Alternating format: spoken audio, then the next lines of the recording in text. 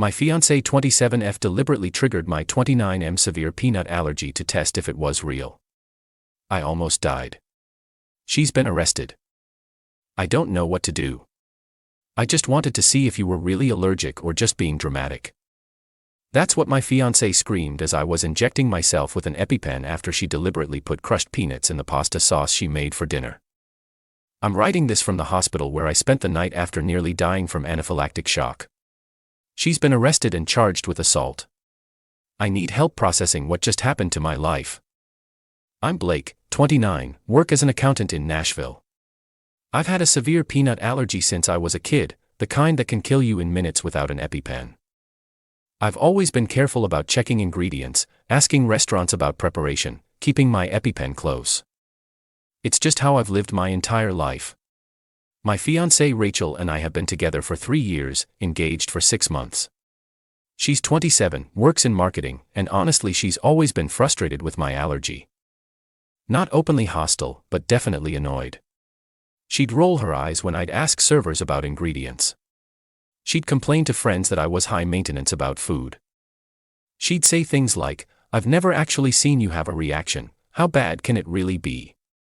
I always tried to explain that I've never had a severe reaction because I'm careful, that's the whole point, prevention. But she seemed to think I was being dramatic or overcautious. Last night Rachel said she wanted to cook a special dinner for us, homemade pasta with her famous marinara sauce.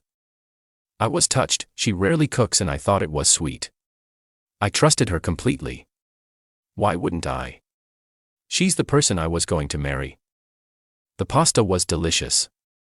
About 10 minutes after I finished eating I started feeling weird. Tightness in my throat, itching in my mouth, difficulty swallowing. I recognized these symptoms immediately, I've been trained my whole life to watch for them. I stood up, already reaching for my EpiPen. "Rachel, something's wrong, did you put anything unusual in the sauce?" That's when she broke down. "Oh my God Blake, I'm so sorry, I just put a tiny bit of crushed peanuts in the sauce, I thought you were being dramatic about the allergy. I didn't think it was real." I couldn't breathe properly to respond. My face was swelling, my airways closing. I injected the EpiPen into my thigh and immediately called 911 while I could still speak.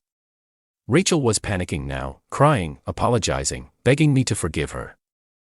"You could have killed me," I wheezed out before the paramedics arrived. At the ER, Dr. Hoffman told me I would have died without the EpiPen.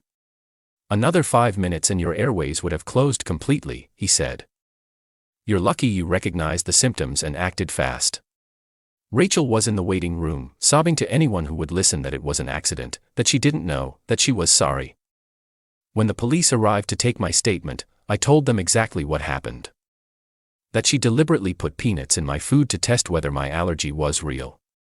The look on Officer Rodriguez's face was one of complete disbelief. She intentionally triggered a potentially fatal allergic reaction to prove a point. I had saved the leftover pasta in a container before the ambulance arrived. Even in my panicked state, I knew it might be evidence. The lab confirmed peanut proteins in the sauce. Rachel was arrested at the hospital and charged with reckless endangerment and assault with a deadly weapon. The deadly weapon being the peanuts she used to poison me. Now I'm home, physically recovering but emotionally destroyed. My phone won't stop ringing. Rachel's mom called me screaming that I'm destroying her life over an accident. My mom is horrified and asking how someone who claimed to love me could do this. The worst part?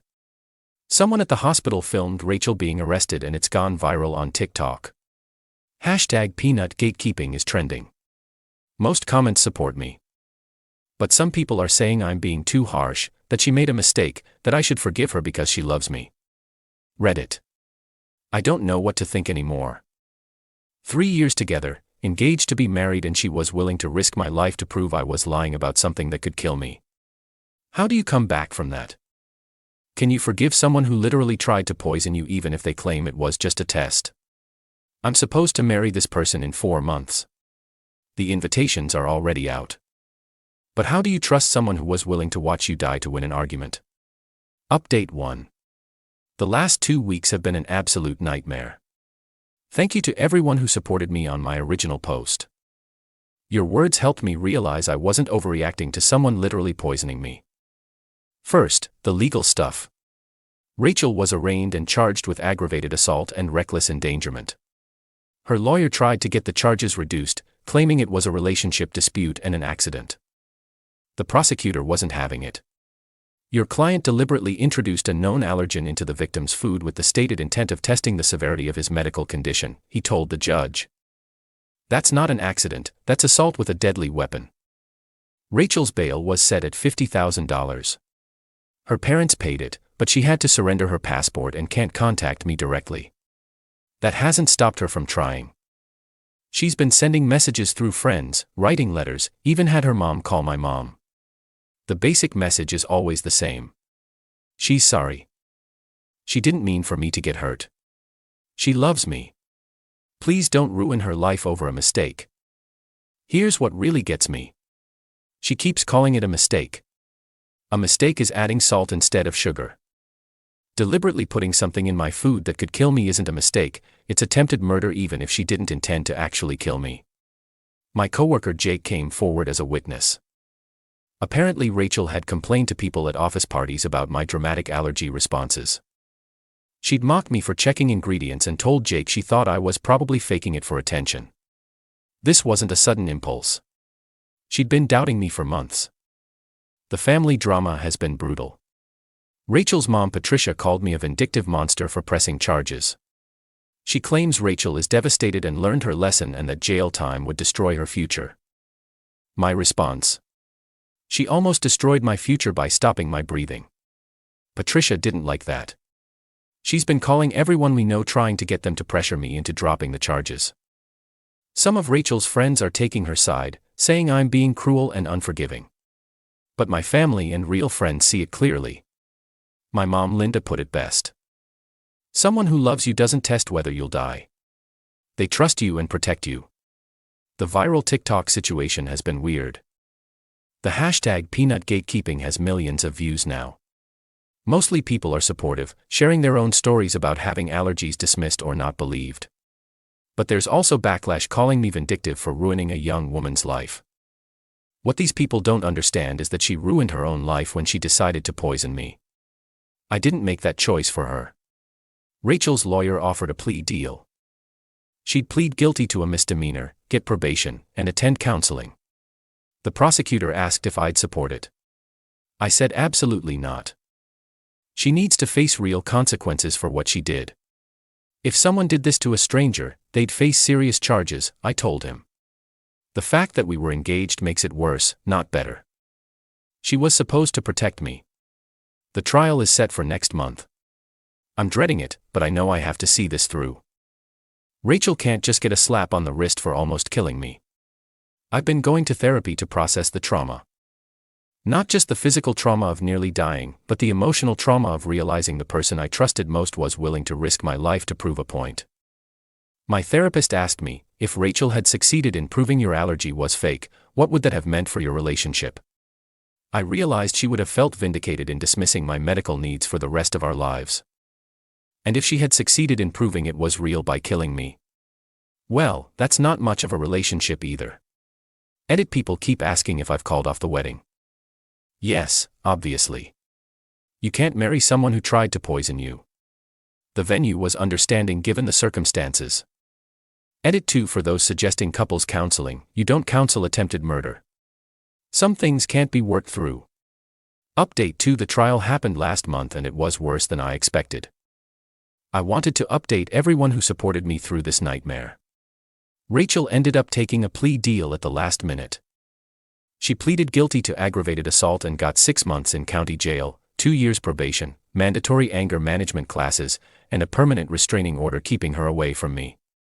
But before she took the deal, we went through 2 days of testimony. I had to sit there and listen to her defense attorney paint me as an overly dramatic person who exaggerated his medical condition for attention. They actually tried to argue that Rachel's actions were reasonable given my history of attention-seeking behavior. The prosecutor destroyed that argument. Dr. Hoffman testified about how close I came to dying. The lab tech confirmed the peanut proteins in the pasta. Jake testified about Rachel's months of complaining that I was faking my allergy. But the most damning evidence was Rachel's own text messages. The prosecutor had subpoenaed her phone and found texts to her sister from 2 weeks before the incident. Blake's allergy thing is so annoying. I honestly think he's making it worse than it is for attention. Someone should test him sometime, lol. Her sister had responded, reading those texts in open court was devastating. She had been planning this for weeks. This wasn't a moment of poor judgment. It was premeditated. Rachel's testimony was pathetic. She claimed she only put a tiny amount of peanuts in the sauce and thought it would just make me a little uncomfortable to prove the allergy was real. She insisted she never intended to hurt me seriously. The prosecutor asked her, "No. So you conducted a medical experiment on someone without their consent, without safety measures, and without any actual knowledge of the consequences?" Rachel just cried and said she was sorry and that she loved me. When it was my turn to testify, I looked right at her and said, she broke down completely. After hearing all the evidence, the judge was not sympathetic to Rachel's claims of remorse. The defendant's actions showed a callous disregard for human life, he said during sentencing. Allergies are not a matter of opinion to be tested. They are serious medical conditions that require trust and respect from those closest to us. Rachel is serving her time at the county jail. I heard through mutual friends that she's bitter and still maintains she's the victim in all this. She apparently told her cellmate that I overreacted and ruined her life over an accident. Some people still think I was too harsh. Rachel's aunt sent me a Facebook message calling me heartless for not dropping the charges against someone who made one mistake. My response was simple. Attempted murder isn't a mistake. I've been getting messages of support from people with allergies all over the world. Apparently my story has helped other people take their allergies seriously and demand that family members respect their medical needs. That makes some of the pain worth it. The restraining order means Rachel can't contact me for 5 years.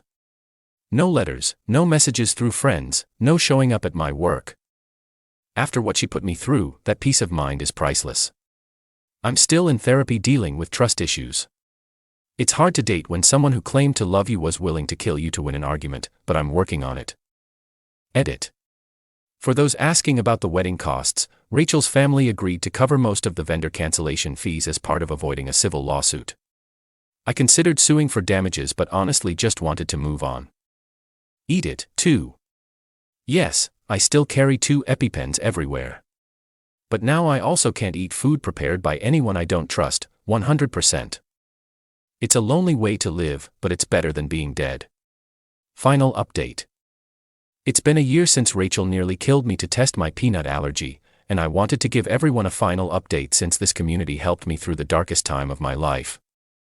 Rachel was released from jail last month after serving her full 6-month sentence.